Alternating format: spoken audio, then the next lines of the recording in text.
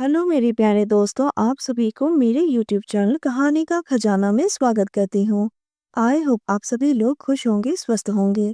चलिए दोस्तों, आज आप सबको मैं एक नई कहानी सुनाती हूँ। भाभी की तरफ यह पूरे जुनून पर आ चुकी थी। वो बेसब्र हो रही थी। भाभी के मुंह से आह की आवाज निकलने लगी और मैं भी पूरी शिद्दत के साथ, दोस्तों मैं गगन हूँ और झारखंड का रहने वाला हूँ।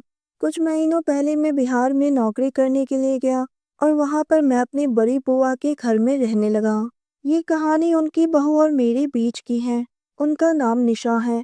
निशा भाभी की शादी 1 साल पहले हुई है। वो देखने में बेहद ही सुंदर है। वो अपनी शादीशुदा जिंदगी में बहुत खुश थी, लेकिन मलेरिया की वजह से भैया की जान चली गई। तब से भाभी बहुत ही गुमसुम रहने लगी थी। एक ही घर में रहते थे तो इसलिए भाभी से थोड़ी बहुत बातें हो जाती थी। वो मेरे साथ बहुत प्यार से पेश आती थी।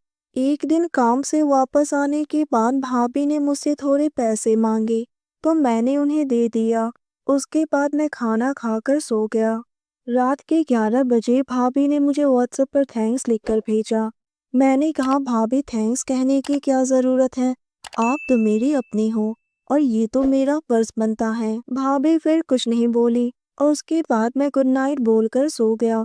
तब से भाभी के साथ खुलकर बातें होने लगी। अब मेरा मन धीरे धीरे उनकी तरफ झुकने लगा था, क्योंकि वो मुझे हुस्न की देवी लगने लगी थी। एक दिन अचानक से बुआ की तबीयत खराब हो गई तो मैंने भैया की बाइक ली और बुआ, फूफा और भाभी को ऑटो में बिठाकर तुरंत उन्हें हॉस्पिटल ले गया और डॉक्टर ने देखते ही उन्हें हॉस्पिटल में एडमिट करने को कहा। फूफा जी ने कहा, मैं हॉस्पिटल में तुम्हारी बुआ के साथ रुक जाता हूँ, तुम अपने भाभी को लेकर घर चले जाओ। भाभी बाइक में मेरे पीछे बैठी थी। मैं बहुत ही खुश हो गया। मैं तेजी से बाइक चला रहा था, तभी अचानक से स्पीड ब्रेकर आ गया तो मैंने जोर से ब्रेक लगाई, जिससे भाभी मेरे ऊपर आ गई और मेरे पीठ से चिपक गई। दोस्तों, आप सबसे रिक्वेस्ट है कि चैनल पर नए आए हैं तो इस वीडियो को लाइक शेयर और सब्सक्राइब जरूर करें।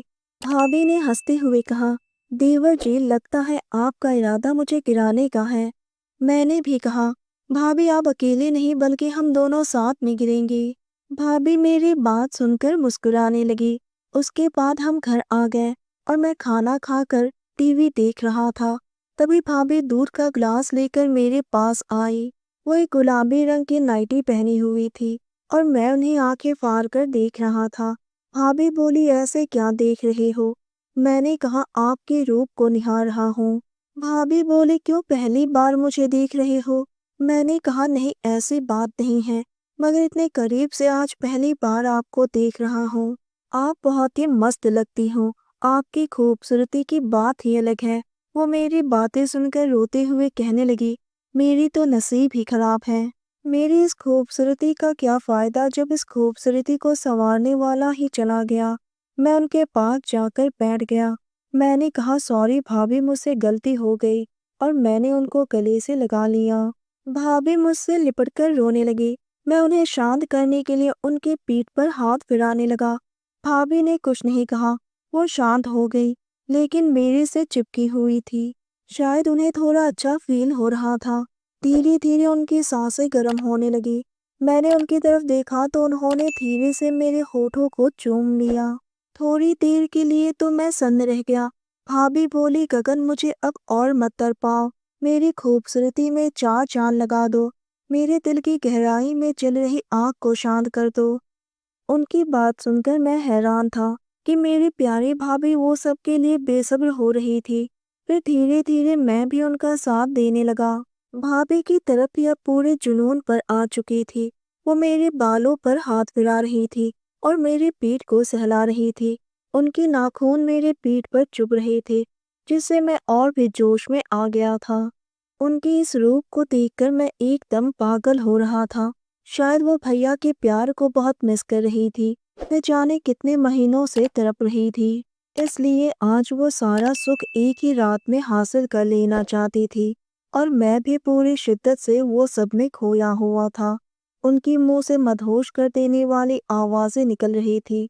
मैं तो जैसे जन्नत में ही पहुंच गया था। सुबह उठकर भाभी ने मुझे थैंक्स कहा। उस दिन के बाद से मैं और भाभी हर रोज जन्नत की सैर पर निकल जाते थे। दोस्तों, आप सबने अपना कीमती समय निकाल कर इस वीडियो को सुना। इसके लिए आप सभी को धन्यवाद करती हूँ। धन्यवाद दोस्तों।